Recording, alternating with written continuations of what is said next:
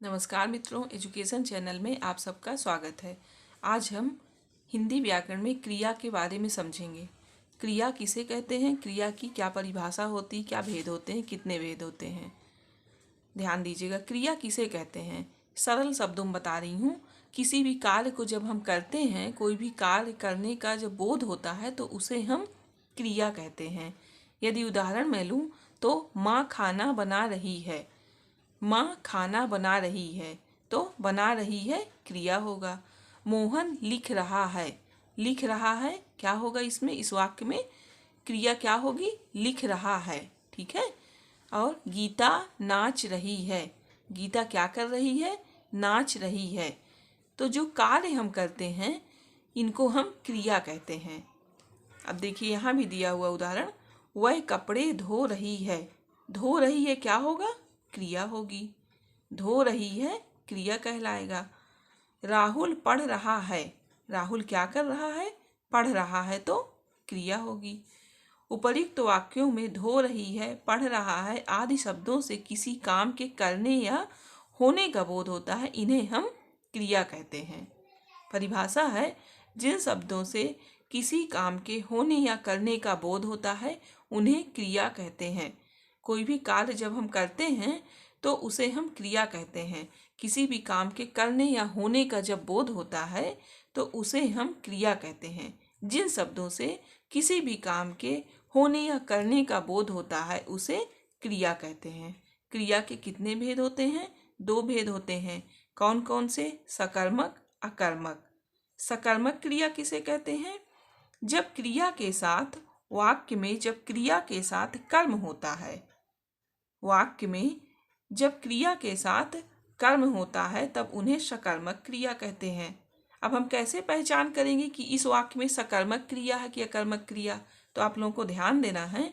सकर्मक क्रिया की पहचान के लिए क्रिया के साथ क्या अथवा किसको, ठीक है, क्रिया के साथ क्या, क्या अथवा किसको शब्द जोड़कर प्रश्न करने से जो उत्तर प्राप्त होता है वही कर्म होता है। और जिस वाक्य में कर्म होता है उसी में सकर्मक क्रिया होती है। ओके। जिस वाक्य में कर्म होता है, जब क्या अथवा किसको शब्द जोड़कर हम प्रश्न करेंगे तो प्रश्न करने से जो उत्तर प्राप्त होता है वही कर्म होता है। और कर्म अगर है उस वाक्य में तो वहाँ पर सकर्मक क्रिया होती है। अगर उस वाक्य में हमें कर्म समझ में आता है, कर्म है, तो वहाँ पर सकर्मक क्रिया होगी।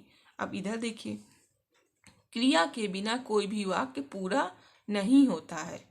क्रिया के बिना कोई भी वाक्य पूरा नहीं होता है। जैसे मेहुल खेल, इसका कोई मतलब निकल रहा है, इसका कोई भी अर्थ नहीं है, अधूरा लग रहा है ना, मेहुल खेल।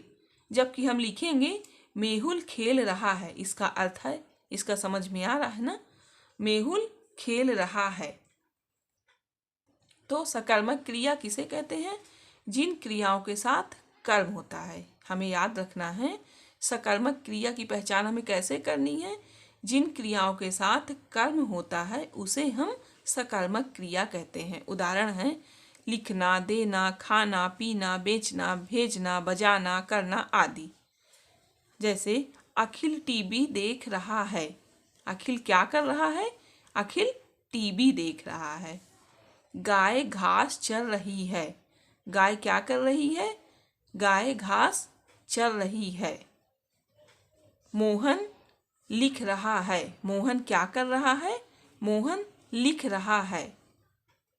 राजू खेल रहा है। राजू क्या कर रहा है, राजू खेल रहा है। इन वाक्यों में हम क्या लगा सकते हैं, है ना।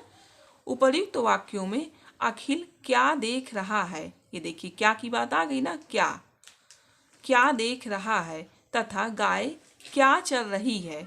प्रश्न करने पर उत्तर आता है टीवी और घास, ये हमारे कर्म हो गए। टीवी और घास क्या हो गए, कर्म हो गए। अतः टीवी तथा घास क्रमशः इन वाक्यों के कर्म हैं और क्रियाएं देखना तथा चढ़ना सकर्मक हैं। क्या लगाकर हम प्रश्न कर रहे हैं इन वाक्यों में, अखिल क्या देख रहा है, अखिल टीवी देख रहा है, तो हम यहाँ पर क्या लगाकर प्रश्न कर रहे हैं, अखिल क्या देख रहा है। गाय घास चल रही है, हम प्रश्न लगाए हैं गाय क्या, गाय क्या चल रही है। तो उत्तर आता है टीबी और घास। तो ये क्या हो गए टीबी और घास? ये कर्म है, ठीक है, इन वाक्यों के कर्म हैं। तो यहाँ पर क्या होगा? ये सकर्मक क्रिया यहाँ पर होगी। जिन वाक्यों में कर्म होता है वहाँ पर सकर्मक क्रिया होती है, याद रखना है। अब अकर्मक किसे कहते हैं? वाक्यों में जब क्रियाओं के साथ कोई कर्म नहीं होता, अपोजिट है बिल्कुल। सकर्मक में कर्म होता है और अकर्मक में कर्म नहीं होता, तो उन्हें अकर्मक क्रिया कहते हैं।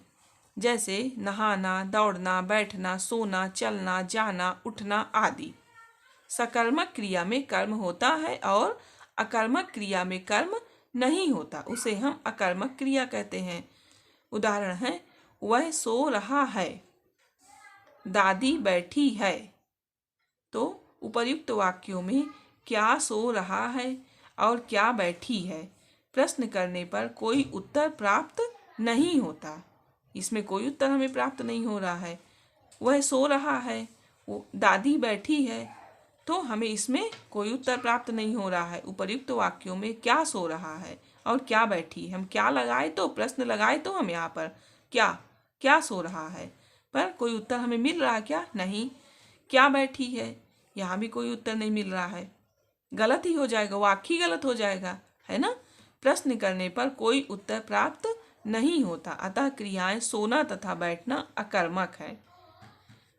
जब क्रियाओं के साथ कोई कर्म नहीं होता तो उन्हें हम अकर्मक कहते हैं, और जब क्रियाओं के साथ कर्म होता है तो उन्हें हम सकर्मक कहते हैं। याद रखिएगा, सकर्मक क्रियाओं के साथ कर्म होता है, सकर्मक क्रियाओं के साथ कर्म होता है, अपोजिट है इसी के। अकर्मक क्रियाओं के साथ कर्म नहीं होता। क्रिया किसे कहते हैं? किसी भी कार्य करने या होने का जब हमें बोध होता है जिन शब्दों से, उन्हें हम क्रिया कहते हैं। क्रिया के दो भेद होते हैं, सकर्मक क्रिया, अकर्मक क्रिया। सकर्मक क्रियाओं के साथ कर्म होता है और अकर्मक क्रियाओं के साथ कर्म नहीं होता। आज का चैप्टर क्रिया यहीं से समाप्त होता है। उम्मीद करती हूँ आप लोगों को अच्छे समझ में आया होगा। धन्यवाद।